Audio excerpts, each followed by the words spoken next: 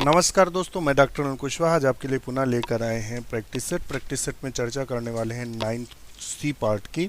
इसमें से उन्हीं प्रश्नों को हमने शामिल किया है जो पूर्व परीक्षाओं में पूछे गए हैं या पूछे जाने की प्रबल संभावना है। तो शुरू करते हैं आज का वीडियो। उससे पहले रिक्वेस्ट, चैनल को लाइक सब्सक्राइब करें, दोस्तों के साथ शेयर जरूर करें। उसके अलावा हमारे टेलीग्राम चैनल से जुड़ सकते हैं जहां आपको नोट्स और डिस्कशन मंच मिल सकता है। तो शुरू करते हैं वीडियो। जैसा कि क्वेश्चंस आपका दिया हुआ है, 50 नंबर क्वेश्चंस है। दिया हुआ है vessels differ from the tracheid. Tracheid से वेसल्स किस प्रकार से, vessel differ from tracheid, tracheid से किस प्रकार से अलग है। इन बीइंग लिविंग, जीवित होने में। In being drive from the single cell. In having vertical row of cell with cross wall dissolved because they conduct water. तो किस बेस पर यह अलग है? तो इसका आंसर मुख्यतः सी माना जाएगा।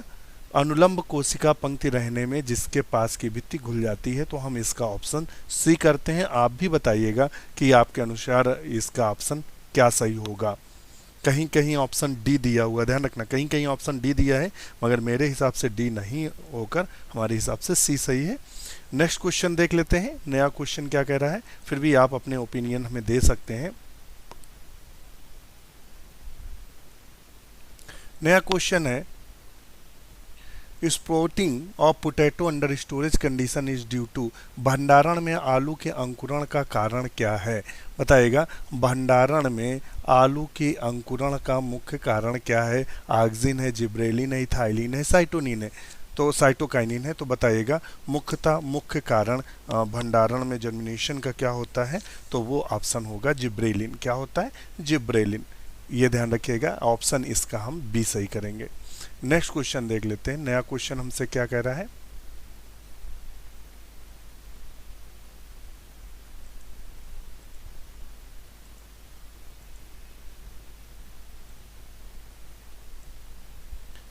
Phytochrome is involved in. Phytochrome किस में इन्वॉल्व होता है? देखिए, हमने आपको फोटोसिंथेसिस के नोट्स उपलब्ध कराए थे।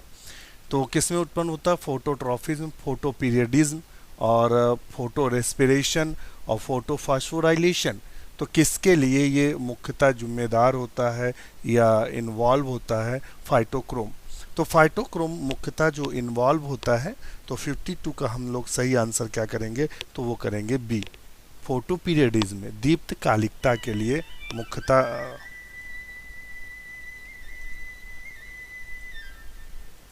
नेक्स्ट क्वेश्चन क्या कह रहा है। The syndetocheilic stomata differ from the haplocheilic stomata is respect to their. Syndetocheilic वातरंध्र और हैप्लोक्लिक वातरंध्रों में भिन्न होते हैं, तो किस बेस पर भिन्न है? Morphology, ontology, both morpho ontogeny और none of the above criteria. तो इसका आंसर हम लोग लगा लेंगे बी। कौन सा लगा लेंगे? बी। अब देखिए, ऐसा ही इसलिए चारों ऑप्शन पे हम टिक करते हैं क्योंकि जो ब्रेन है, ब्रेन को अगर तुरंत आंसर बता देंगे तो जो किसी का भी दिमाग होता है तो वो बकाया ऑप्शन देखेगा नहीं, उसी को सही मान लेगा। और एग्ज़ाम में मिलता जुलता ऑप्शन अगर रख दिया और डिफ्रेंशिएट ना कर पाया तो गलत टिक हो जाएगा। इसलिए चारों पे टिक मारते हैं जिससे आपके ब्रेन को हम सक्रिय कर सकें। नेक्स्ट क्वेश्चन देख लेते हैं। नया क्वेश्चन क्या कह रहा है। ए plant hormone promoting femaleness is. वो हार्मोन कौन सा है जो फीमेलनेस को बढ़ाता है? तो वो कौन सा है? तो 54 का ऑप्शन है सी, फीमेलनेस को बढ़ाने वाला हार्मोन है ऑक्सिन। कौन सा हार्मोन है? ऑक्सिन हार्मोन है जो फीमेलनेस को बढ़ाता है। नेक्स्ट क्वेश्चन देख लेते हैं। नया क्वेश्चन हमसे क्या कह रहा है। नया क्वेश्चन कह रहा है, विच one of the characters of P was not studies bye Mendel. Mendel ने कौन सा लक्षण अध्ययन नहीं किया था? तो बताइएगा, तो मेंडल ने कौन सा अध्ययन लक्षण नहीं किया था? तो उन्होंने सीड का कलर अध्ययन नहीं किया था। देखिए, कहीं कहीं ये क्वेश्चन बड़ा दुखदाई है और ये क्वेश्चन अक्सर गलत होता है और अलग अलग किताबों में अलग अलग ऑप्शन दिए हैं, तो ये बड़ी समस्या है इस क्वेश्चन की। फिर भी हम भी इसको आप रीचेक करके आपको पुनः आंसर देते हैं, किताब में देखते हैं, और वो भी एनसीईआरटी की बुक में। तो उन्होंने मेंडल ने जो लिया था, उन्होंने सीड सेफ लिया था, ये तो बिल्कुल और नेक्स्ट देखते हैं कॉटिलेडन्स कलर। तो कॉटिलेंस सीड कॉटिलेडन्स इन्होंने कलर लिया था, तो ये भी लिया गया था। और नेक्स्ट इन्होंने जो था पॉड सेप, ये भी इन्होंने लिया था। और सीड कलर नहीं लिया था, सीड कोट कलर लिया था, ध्यान रखिएगा। इन्होंने एक्चुअली में फ्लावर कलर लिया था, मुख्यतः फ्लावर कलर। तो ऑप्शन इसका सी ही हम लोग सही करते हैं। तो ऑप्शन जो कौन सा लक्षण नहीं लिया था, तो आप लोग इसको करेंगे सी नंबर को सही करेंगे। नेक्स्ट क्वेश्चन देख लेते हैं, नया क्वेश्चन क्या कह रहा है। Next question, who discovered cell for the first time. किसने कोशिका को पहली बार, कोशिका की खोज सबसे पहले किसने किया था? तो रॉबर्ट हुक ने कोशिका की सबसे पहले खोज की थी। तो ऑप्शन हम लगा लेंगे बी। इन्होंने कॉर्क सेल पे 1665 में किया था। इन्होंने माइक्रोग्राफिया नाम की एक बुक लिखी थी, उस माइक्रोग्राफिया नाम की बुक में इसका डिस्क्रिप्शन दिया था। तो हो सकता है कभी इस तरह क्वेश्चन पूछ दे कि किस बुक में इन्होंने डिस्क्रिप्शन दिया था। नेक्स्ट क्वेश्चन देख लेते हैं। नेक्स्ट क्वेश्चन कह रहा है which part of the paper सोमनिफेरम used for the extraction of opium, leaf, seed, ripe capsule, unripe capsule.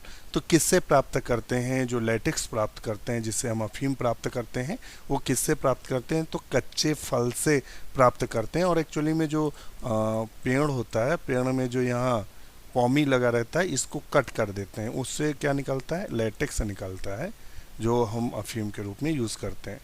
Next question देख लेते हैं, नया क्वेश्चन हमसे क्या कह रहा है।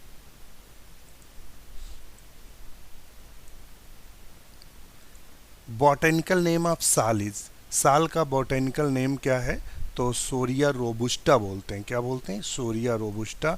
और टीक का बॉटेनिकल नेम है टिक्टोना grandis.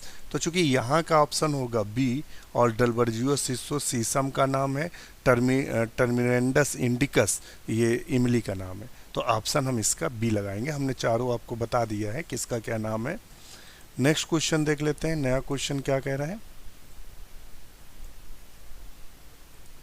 Which primary tissue persist in the root even after 10 years of secondary growth. कौन सा प्राथमिक ऊतक 10 वर्षों की द्वितीयक वृद्धि के उपरांत भी बना रहता है? कौन सा बताइए कि 10 वर्ष की द्वितीयक वृद्धि के उपरांत भी बना रहता है, बताइए कौन सा है? Cortex, epidermis, phloem, xylem. तो इसका सही आंसर क्या करेंगे? 59 का। तो हम 59 का ऑप्शन करेंगे डी, क्या? जाइलम। नेक्स्ट क्वेश्चन देख लेते हैं, नया क्वेश्चन क्या कह रहा है। एम्फीवेसल वेस्कुलर बंडल अकर इन एम्फीवेसल। एम्फीवेसल वेस्कुलर बंडल कहाँ देखने को मिलता है? तो इस एम्फीवेसल का मतलब हुआ जाइलम चारों ओर पाया जाएगा और फ्लोएम मध्य में पाया जाएगा। तो ये है एम्फीवेसल। तो किस में देखने को मिलता है तो बताइएगा। तो 60 का जो सही आंसर होगा वो क्या होगा? तो 60 का सही आंसर होगा ए, एम्फीवेसल वेस्कुलर बंडल ड्रेसिना और यक्का में देखने को मिलता है। फ्लोएम केंद्रीय भाग में होता है और जाइलम उसको चारों तरफ से घेरे रहता है। नेक्स्ट क्वेश्चन देख लेते हैं, नया क्वेश्चन क्या है।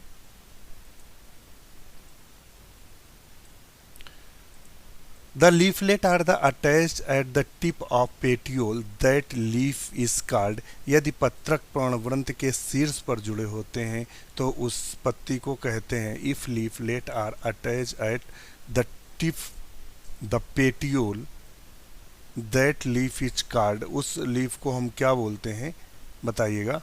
61 का क्या सही होगा? तो 61 का सही होगा B, palmate compound leaf. Next question देख लेते हैं, नया क्वेश्चन क्या कह रहा है।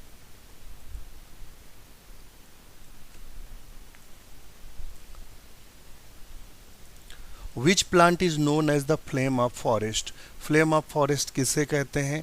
तो वो हम बोलते हैं बोटिया मोनोस्पर्मा को। किसको बोलते हैं? बोटिया मोनोस्पर्मा को, बूटिया मोनोस्पर्मा को बोलते हैं, जिसे हम लोग ढाक के नाम से जानते हैं। किसके नाम जानते हैं? ढाक के नाम से जानते हैं या पलास के नाम से जानते हैं। ये राजकीय पुष्प उत्तर प्रदेश का है, ध्यान रखिएगा। और बूटिया मोनोस्पर्मा। तो 62 का ऑप्शन आपको पता चल गया होगा। ये फैबेसी कुल का सदस्य है और ये राजकीय पुष्प है उत्तर प्रदेश का। मान लेते हैं कभी पूछ दे, in which litchi edible part the juicy outgrowth the funicles is called, तो उसे क्या बोलते हैं, उसे एरिल बोलते हैं। और कभी कभी पूछ देता है कि लीची का खाने योग्य भाग कौन सा होता है, एरिल होता है। कभी कभी पूछ देता है किसकी आउटग्रोथ होती है, तो इंटुगमेंट की होती है। 3 क्वेश्चन इससे बनते हैं। किसकी आउटग्रोथ होती है, तो इंटुगमेंट की होती है। खाते क्या है, एरिल खाते हैं, ध्यान रखिएगा। ये क्वेश्चन इससे बने हैं।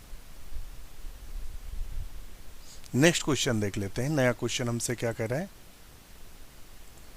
नेक्स्ट क्वेश्चन क्या कह रहा है, presence of corona is the characteristic features of, तो किसका है, एक्सएलपीडीएसी का कैरेक्टरिस्टिक फीचर्स है। The largest herbarium, next question देख लेते हैं।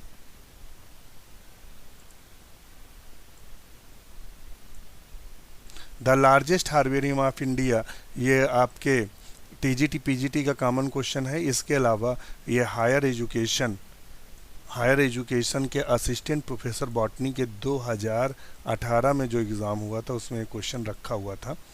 तो कौन सा है, सेंट्रल नेशनल हार्बेरियम हावड़ा। कौन सा है, नेशनल जो सेंट्रल नेशनल हार्बेरियम हावड़ा है। तो 65 का जो आंसर होगा ए होगा। नेक्स्ट क्वेश्चन देख लेते हैं। नया क्वेश्चन क्या है,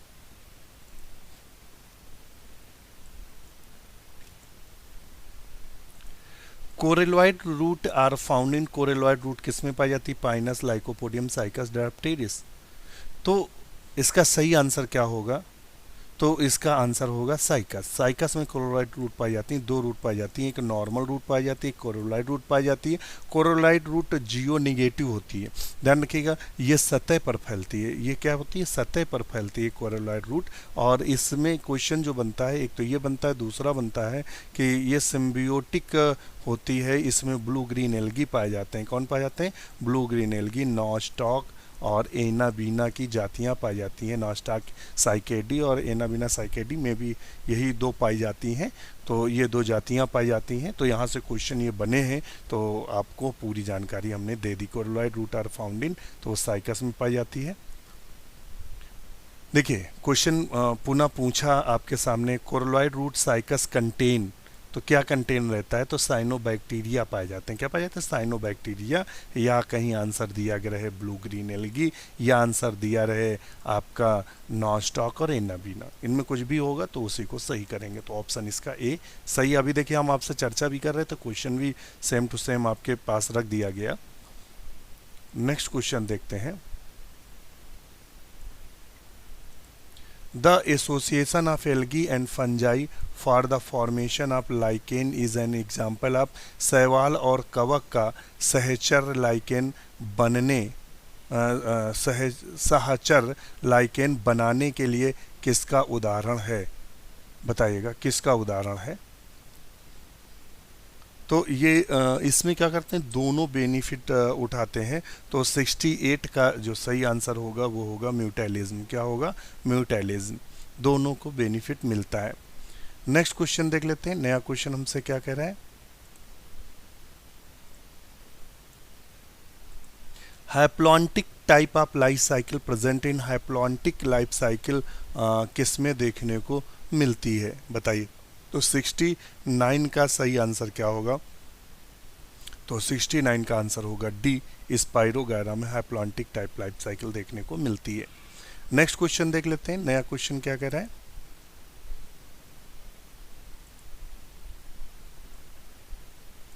नया क्वेश्चन कह रहा है द प्लांट पैथोजेनिक बैक्टीरिया, पादप रोग को उत्पन्न करने वाला बैक्टीरिया कौन से हैं। तो इनमें से मुख्यतः बैक्टीरिया कौन से हैं, तो 70 का जो सही आंसर होगा वो क्या होगा, D, rod shaped, spiral, spherical, सभी लगभग पादप रोग उत्पन्न करते हैं। तो हाल आप 20 लगाएंगे। नेक्स्ट क्वेश्चन देख लेते हैं। नया क्वेश्चन क्या कह रहा है,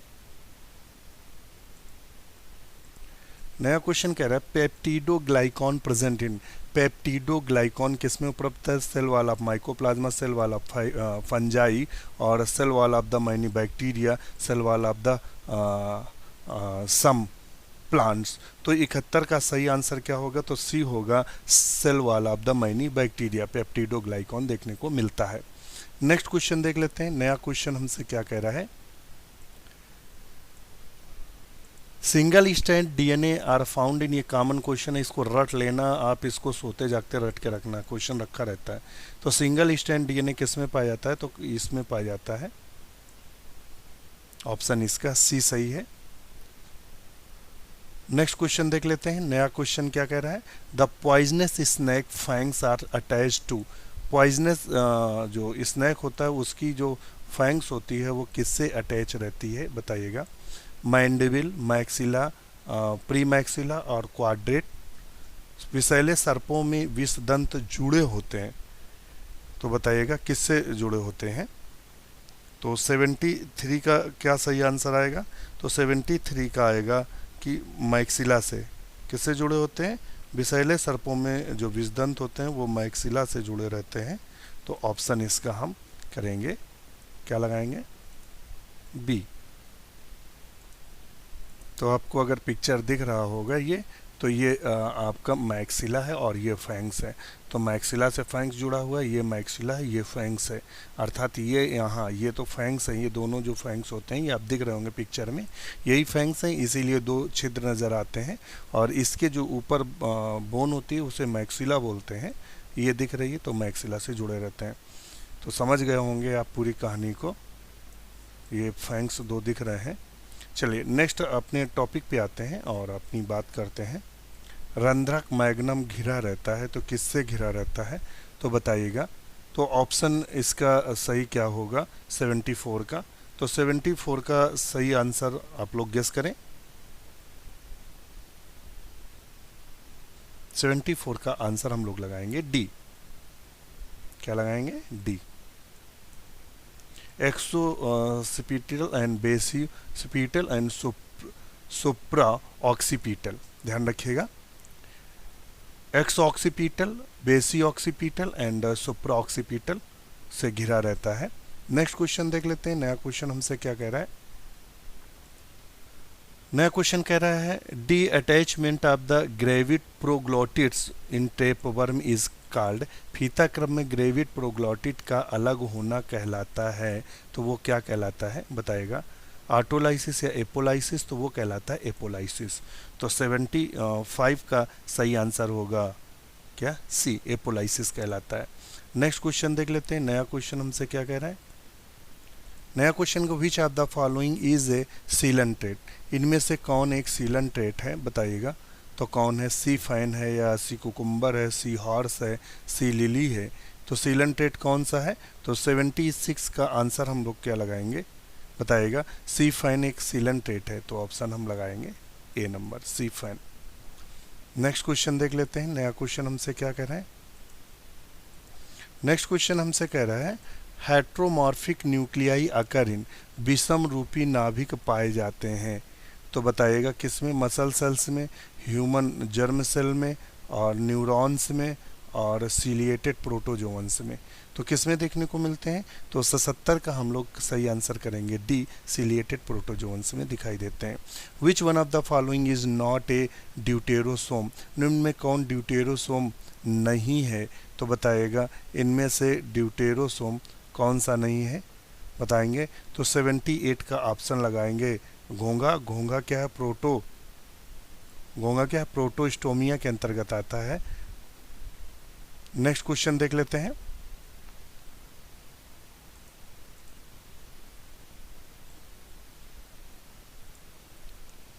silent valley is placed in, silent valley हमें कहाँ जहाँ देखने को मिलती है? तो उसका ऑप्शन होगा सी, केरला में। नेक्स्ट क्वेश्चन देखते हैं। नया क्वेश्चन हमसे क्या कहता है?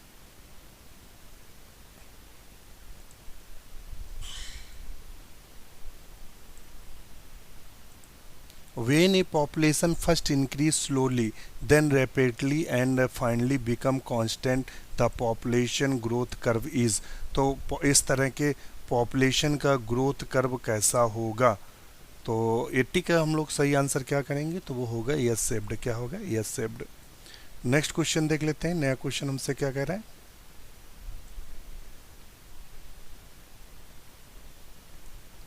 नया क्वेश्चन कह रहा है in worker honey bee wax gland are located on. श्रमिक मधुमक्खी की मोम ग्रंथियां उपस्थित होती हैं पेट के टोरोसिट में, एब्डोमिनल स्टेरनाइटिस में, थोरेक्स में, हैंड लेग में। तो इसका सही आंसर हम लोग क्या करेंगे? तो 81 का सही आंसर करिएगा। तो 81 का सही आंसर होगा बी। मधुमक्खियों के श्रममक्खियों में पाए जाने वाली मोम ग्रंथि 3 प्रकार की कोशिकाएं पाई जाती हैं। मोम स्रावित करने वाला भाग उदर सूल के पृष्ठीय भाग में होता है। तो उदर सूल के पृष्ठीय भाग में होता है। तो ऑप्शन इसका हम बी करेंगे सही। क्या करेंगे? बी जो क्वेश्चन है वो सही। आपका अगर नज़र जा रही होगी पिक्चर पे तो ये देखेगा, ये उदर भाग में ये वैक्स वाली जो ग्लैंड है वो उपस्थित है। इसीलिए हमने दिखाया कि जिससे आप कभी भूले ना, चीज़ें पिक्चर देख लेते हैं तो आप चीज़ों को नहीं भूलते हैं। तो वैक्स ग्लैंड जो पाई जाती हैं श्रमित मक्खियों में पाई जाती हैं, जो एब्डोमेन पार्ट में पाई जा रही हैं। तो ये वाइट कलर देख रहे होंगे, इनका एब्डोमेन पार्ट है।